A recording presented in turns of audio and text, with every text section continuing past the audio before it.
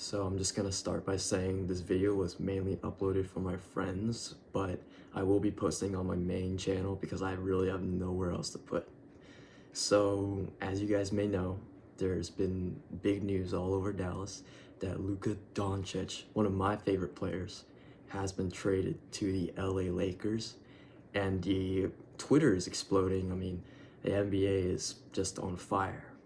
And I'm just gonna talk about my opinion about it. I'm gonna talk about first. I'm gonna talk about why this was a horrible trade, and what are some positives that came out of it. And I'm gonna talk about what we got in return, which is Anthony Davis, Max Christie, and a 2029 first round. So, why I think this is a stupid trade. Now I could go on and on and on why to me this is a dumb trade. But I think the main reason why is because Luka is a generational talent. These players don't come around every year or even every 2 years or every 3 years. Some organizations wait lifetimes, like 15 plus years, just to find a player like Luka Doncic or anyone even remotely close to him. This is like the LeBrons. These are like the LeBrons, the Michael Jordans.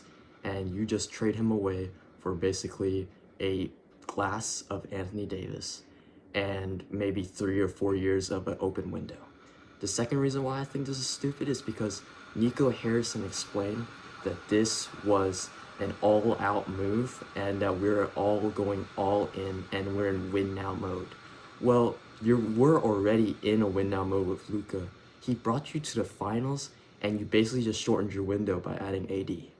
Now, like I said, I can go on and on and on about why this is a bad trade, but I'm gonna mainly focus on like why Nico Harrison was probably thinking.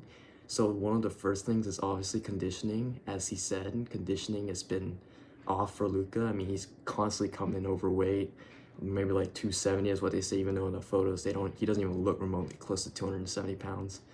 And also because of contract, he's due for a supermax in around June, and where you can sign $365 million, which is a ridiculous amount of money, but I think it's well deserved for Luka. And on top of that, he's been hurt a lot, and they're basically banking on the fact that Luka will become the next Zion Williamson, which is absurd to me. But another thing is fit. Obviously, we built our entire team to run around Luka, but still, there's this consensus that's going around that Luka is basically like James Harden. And players like James Harden don't really win rings because they're too ISO ball dominant and they don't really create for players. And even though Luka and James Harden's assist numbers throughout the career were ridiculously high, and Luka was averaging like 9 assists a game, almost near triple-double averages, there are times when I haven't watched a lot of Mavs basketball, that I've seen the Mavs offense get really stagnant because Luka just tries to play what I call hero ball, which is just score everything on his own, don't pass to your teammates or anything, just score, score, score. And hero ball doesn't win any games. We saw that in the Celtics series, and we saw that in a small stretch last year. And another thing is when Luka was out, Nico Harrison even saw there would be stretches of games where Luka was out and our defense got really good and we were still winning a lot of games. And there was a stretch where we were winning, like, I think 5 or 6 games in a row without Luka. Now, I don't know if that's true, but I have to go look at it again. But there was a stretch where we won a lot of games without Luka. And it's currently not the last stretch because we obviously lost a lot of games without Luka. And then the importance kind of struck, like, oh, we might really kind of need Luka on our team still. But I guess Nico Harrison just said, screw it. I've seen enough. Let's go trade Luka. So, boneheaded trade. Those are some of the reasons why I still can't get my head around it. But I'm going to go over to the AD side.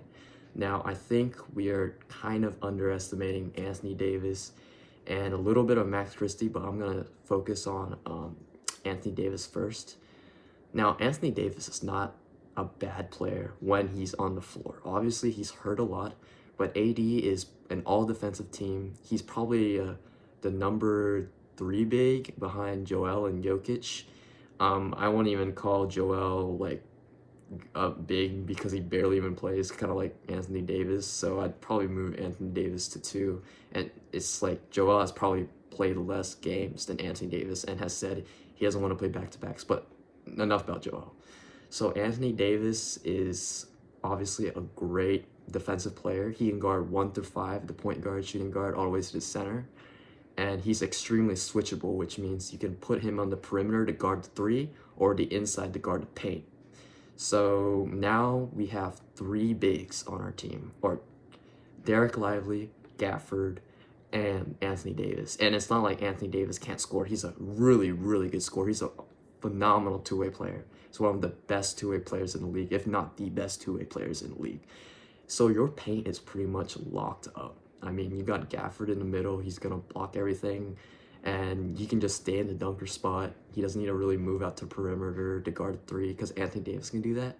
And even if they get into the dunker spot to lay it for a 2, get free layups, they're not going to be able to because you got Anthony Davis and Daniel Gafford or Derek Lively defending the paint, and that is absolutely scary for any team. And another thing is size. I think we saw 2 years ago during the Nuggets series that size matters, and I'm not trying to be inappropriate here, but size in the NBA league matters. The Nuggets won with Jokic, who was it? Aaron Gordon and Michael Porter Jr. and also one more player. I don't remember his name, but he was also KCP. Now their starting 5 was an absolute monster because they were just so big and so physical.